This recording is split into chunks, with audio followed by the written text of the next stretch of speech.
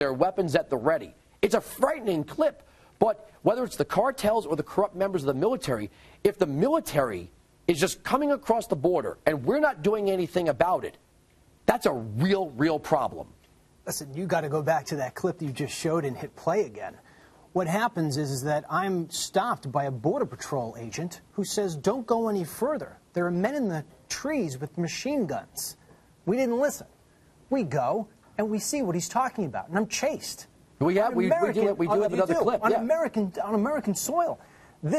Americans, unless you're a Border Patrol agent or you live on the border as a rancher, you do not understand what is going on down at the border.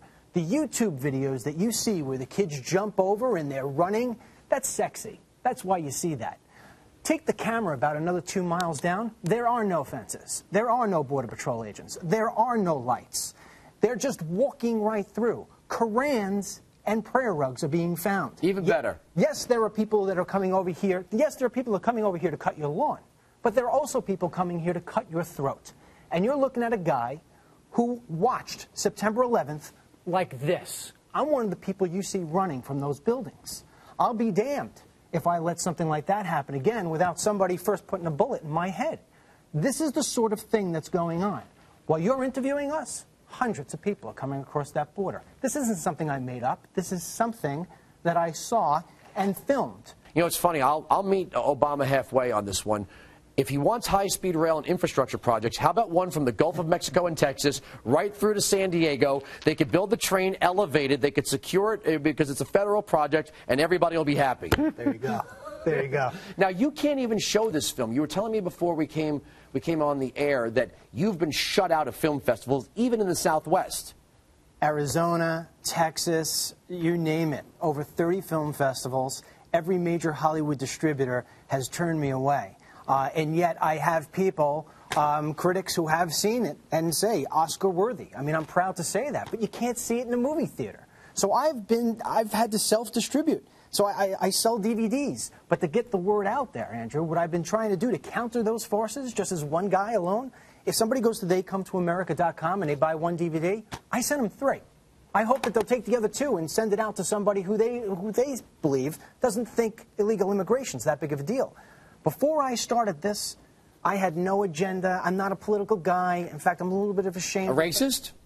You know what? I just got to do it. You know how this works. I'll tell you, I get asked all the time, you know, you made this whole film. It covers everything. What's the thing you're shocked most about? The fence, everything else, it all comes together. I can't believe how many people want to say what they want to say, but they don't. Because if they do, they get called a racist. It's absolutely crazy. We just showed the film. I rented a theater the other night. There were people picketing outside who says, your film is filled with hate. I said, you see the film? They No. said, no. How can you do that? It's their only defense, Andrew, because there's no other explanation of why people would come to this country illegally if they didn't want those jobs. Chamber of Commerce is one of the biggest opponents of any sort of immigration reform. And wait, let me jump in with that one. With 8% unemployment, yes. We're not lacking labor. We are not lacking labor. Andrew, in the film, we went up to the 2 people who were running for governor 2 years ago. One is Scott, who won, and another woman, Sink. We asked both of them what they're going to do about illegal immigration in their state. They ran from us.